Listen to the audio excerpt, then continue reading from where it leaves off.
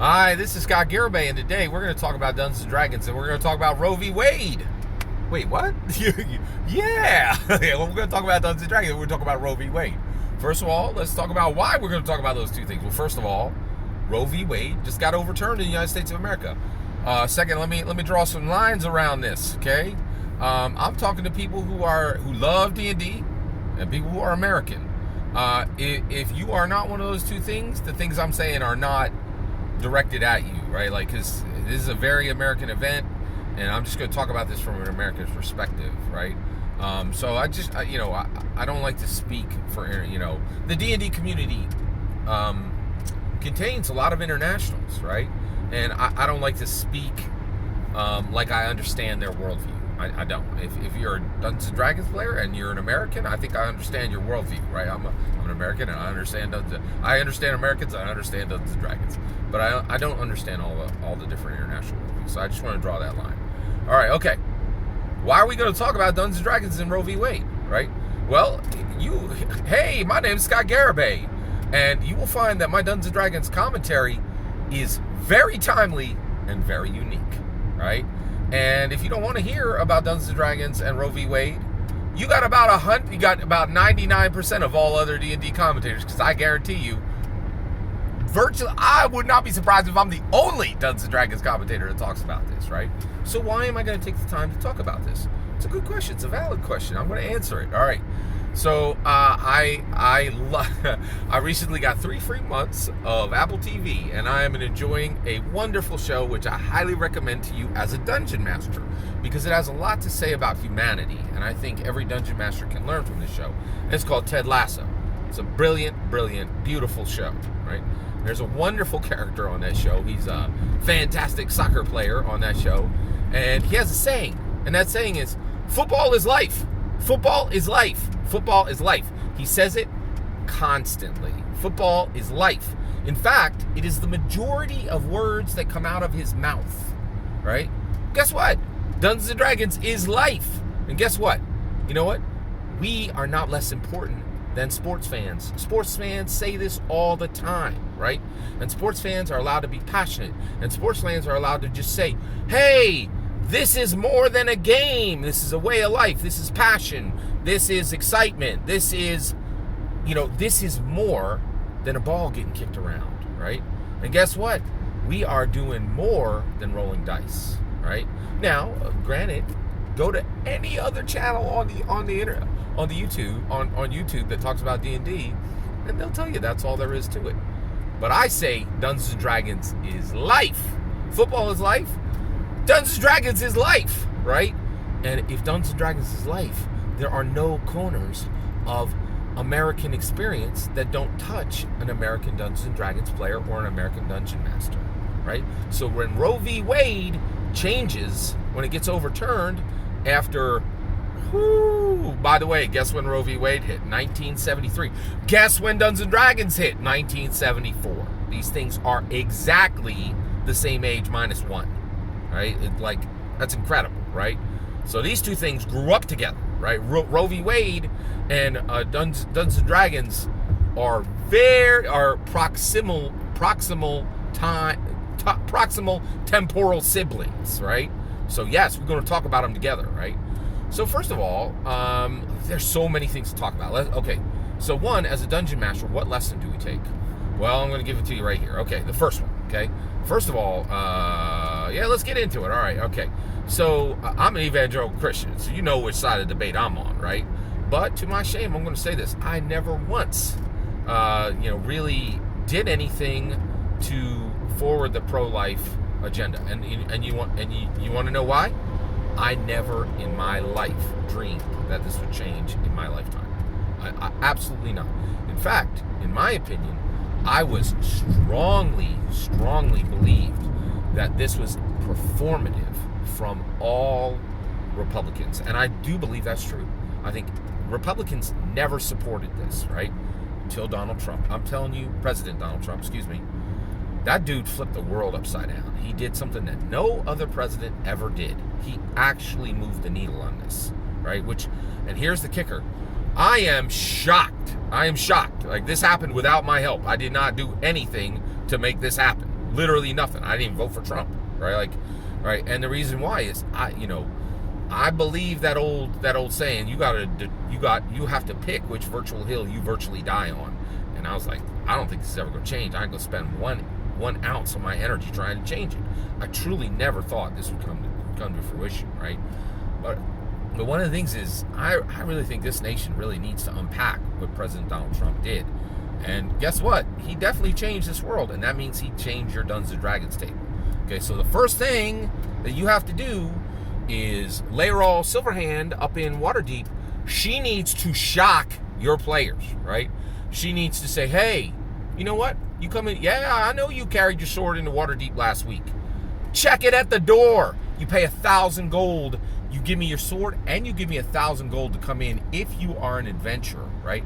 And if you behave yourself in my city, you can get your 1,000 gold and your sword when you leave. Your players will be shocked, right? And here's the thing. We need to model our world. Well, if you play Dungeons & Dragons 5th edition, if you carry Gary Gygax's legacy forward by playing the game that matters, the game that makes sure that Gary Gygax is never forgotten, right? Then you need to shock your players. If you're playing some scrub OSR or still playing some crusty black and white D&D 1E or 2E, you don't need to worry about any of this. Nothing that happens at your table is ever going to matter. It's just a fun little, it's like Chutes and Ladder, right? But if you play Dungeons & Dragons for realsies, right? If you play Dungeons & Dragons, in an attempt to make yourself better, to make the people at your table better, to make the world better, you need to model your world. You need to model our world in your Dungeons & Dragons game, and you will get engagement, and you will get lots and lots of players exactly the way Matthew Mercer does, right? He models the world, right? He models inclusivity, right? And so one of the things is, I was shocked that this happened in my lifetime. And that means that Harbin Wester up in Phandalin, when they roll in and they're going to go to the Stonehill Inn, right? Harbin Wester's going to go, hey, here's something new. All adventurers come, you have to come, and you have to come and stay at a special house before you're able to go to Stonehill Inn, right? You need to change things in ways that shock your players, right? This truly shocked me. All right, let's talk where else this is going to impact. Here's another one, okay? If you play Dungeons & Dragons 5th edition, if you carry Gary Gygax's legacy forward by always playing the freshest, newest, most relevant version of Dungeons & Dragons, which is 5e right now, then here's what you have to do, right? So one, you have to get your gender pro down. You have to get your gender politics and your gender understanding, and you have to speak about gender correctly, right? Because there's a whole lot of media outlets that got it very, very wrong very quick when Roe v. Wade switched, right? So you can go over and you can find 100 mainstream media outlets that on Wednesday and Thursday said gender is a construct and used all the talk of gender as a construct. Roe v. Wade turns over and they're like, oh, hey, this change really impacts women. It doesn't impact women. It impacts men and women, right? Men and women can have babies. Men and women are impacted by Roe v. Wade. Roe v. Wade has nothing to do with women. It has to do with humans, right? And so while WAPO and New York Times can forget that gender is a construct, the moment Roe v. Wade flips, right, you can't, right? You need to get it right at your table, right? Inclusivity is a major, major pillar. It's not a pillar. Inclusivity is a major, major goal of every designer that is currently making Dungeons & Dragons. And we need to remember, gender is a construct. Roe v. Wade impacts humans, not women, not men, humans. All humans on this planet all humans in America are impacted by this. One gender is not impacted more than another. Gender is a construct. So get it right at your table. Do not do what WAPO and the New York Times did and conveniently forget, that and start using very gendered language when suddenly it's convenient, right?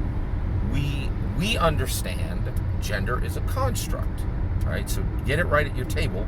Unlike the mainstream media is forgetting, and suddenly genders are all split and go in every direction, right? But the reality is Roe v. Wade does not impact women. It impacts human beings. gender is a construct, that means Roe v. Wade equally impacts men and women, right? So, and you don't have the liberty, right, of the mainstream media to get those gender constructs wrong at your table. You do if you play OSR. I think that like the majority of that realm was specifically made for people who don't have the courage or the wherewithal or the emotional or intellectual endurance to keep up with inclusive language and with a social and with inclusive progressive concepts. That's what D&D 5e is, right? It's Dungeons and Dragons at the edge of culture, exactly the way Gary did it every single day when he was there between 1974 and 1986, being progressive, making sure that genders and different races were put forward in the cartoon, and then making sure that TSR, the moment he left, was the most progressive tabletop role-playing game company in the industry when he made a woman CEO in 1986. Gary Gygax drove a stake into the ground and said inclusivity and progressiveness is the legacy of Dungeons and Dragons, and Dungeons and Dragons 5th edition carries his legacy today by being the most inclusive and progressive role-playing game in the world, without exception, right? Exactly the way Gary intended, right? All right, so you have those things. There is I think these two things are very important to remember. Also, you have to remember that you have men and you have women at your table. You have human beings at your table, and there may be different impacts for them personally when you play this week, right? So you may have somebody at the table who is like, you might have a person at your table who's like, I was thinking about, making my career my main thing and not really time for a family, and they may be more anxiety ridden, or right, you may have somebody at your table who's like, state rights are important, right? Like, and may think of this not as anything to do with human health rights, but are like looking at it and saying, well, WAPO and the New York Times are telling us that Roe v. Wade is overturned, but the reality is there's 22 states where you're not going to be able to do a Roe v. Wade action, and there's 38 states where you can, right? So all that really happened here is states' rights have been upheld, and you could have a player at your table who is incredibly excited about states' rights and might be more jubilant this week, right? But you have the responsibility to know where they are at, right? And when you sit at the table, you need to know their state, right? You have to kind of project yourself and say, okay, and catch subtle clues and reflect their energy back to them, right? So just be aware, Roe v. Wade changed. Your Dungeons and Dragons table changed, right? And if you don't think I'm right and you don't think about D&D that way, oh, boo-hoo, you can go right or left, and you can find a channel who's going to squawk at you about a subclass and never bring up anything important about Dungeons & Dragons. Because for them, Dungeons & Dragons isn't life. Football isn't life, right? So if you want to just, walk off and not understand the deeper meanings of Dungeons & Dragons, not allow you to take Dungeons & Dragons farther, and for Dungeons & Dragons to take you farther, then in my humble opinion, there's more than enough channels to serve your incredibly shallow view of what Dungeons and Dragons is, right? And I'm not gonna echo it, right? I'm here to say Dungeons and Dragons is life. Football is life. We choose what life is, and I choose Dungeons and Dragons. For me, Dungeons and Dragons is life, right? Just the way that character says football is life. So that's my opinion. That's what I think Roe v. Wade's change means for every American Dungeon Master and every American Dungeons & Dragons players. Be careful as you move forward. Your table has changed. Okay. Well, that's my opinion. I'd love to hear yours. Let me know in the comments below. Please consider liking and subscribing. Have a wonderful millennium.